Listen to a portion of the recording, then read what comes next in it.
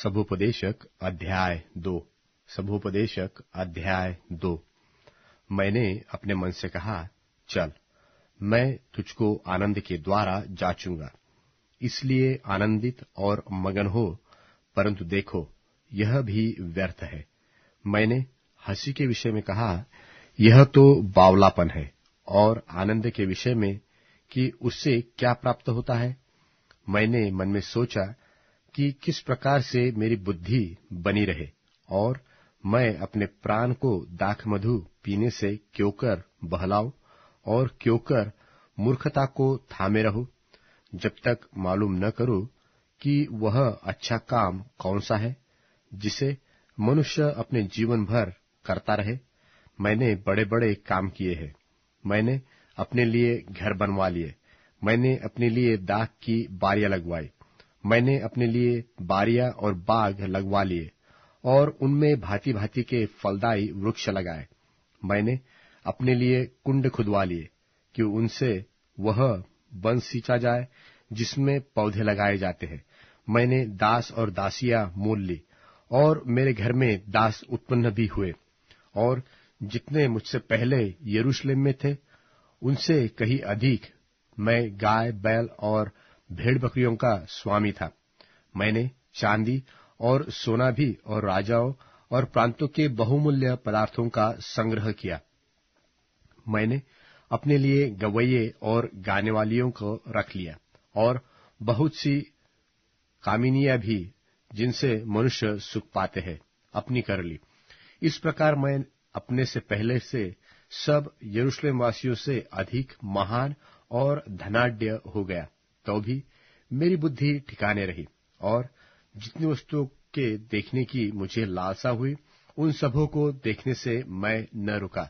मैंने अपना मन किसी प्रकार का आनंद भोगने से न रोका, वरन मेरा मन मेरे सब परिश्रम के कारण आनंदित हुआ, और मेरे सब परिश्रम से मुझे यही भाग मिला।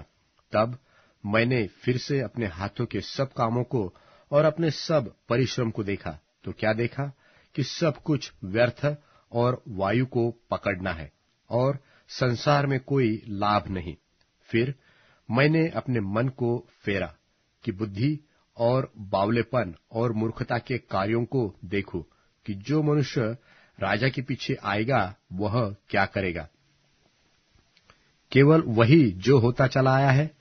तब मैंने देखा कि उजियाला अंधियारे से जितना उत्तम है, उतना बुद्धि भी मूर्खता से उत्तम है। जो बुद्धिमान है उसके सिर में आंखें रहती है, परंतु मूर्ख अंधियारे में चलता है। तो भी मैंने जान लिया कि दोनों की दशा एक सी होती है। मैंने मन में कहा, जैसी मूर्ख की दशा होगी वैसी ही मेरी भी होगी। फिर मैं क्यों अधिक बुद्धिमान हुआ।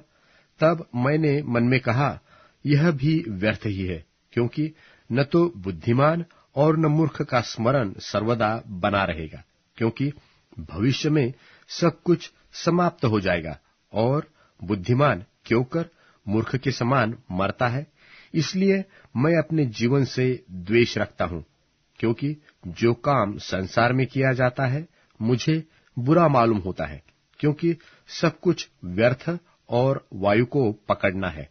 और मैंने अपने सारे परिश्रम के प्रतिफल से, जिसे मैंने धरती पर किया था, उदास हुआ, क्योंकि अवश्य है कि मैं उसका फल उस मनुष्य के लिए जो मेरे बाद आएगा छोड़ जाऊं। यह कौन जानता है कि वह मनुष्य बुद्धिमान होगा व मूर्ख। तो भी जितना परिश्रम मैंने किया और उसके द्वारा धरती पर बुद्धि प्रकट की, उसके फल का वही अधिकारी होगा। यह भी व्यर्थ ही है। तब मैं पलटकर उस सारे परिश्रम के विषय में जो मैंने धरती पर किया था, अपने मन में निराश हुआ, क्योंकि ऐसे मनुष्य भी है जिसके परिश्रम का कार्य बुद्धि और ज्ञान से होता है और सफल भी होता है।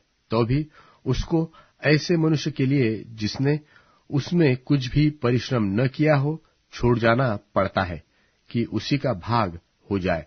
यह भी व्यर्थ और बहुत ही बुरा है, क्योंकि मनुष्य जो धरती पर मन लगा लगा कर परिश्रम करता है, उससे उसको क्या लाभ होता है? उसके सब दिन तो दुख से भरे रहते हैं और उसका काम खेत के साथ होता है, वरन रात को भी उसका मन चैन नहीं पाता। यह भी व्यर्थ ही है।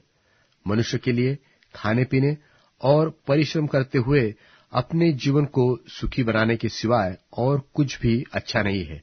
मैंने इसको भी देखा कि यह भी परमेश्वर की ओर से मिलता है, क्योंकि खाने पीने और सुख भोगने में मुझसे अधिक समर्थ कौन है?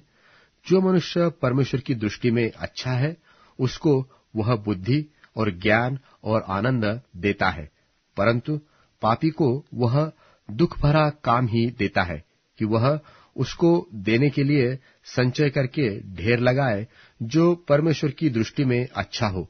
यह भी व्यर्थ और वायु को पकड़ना है।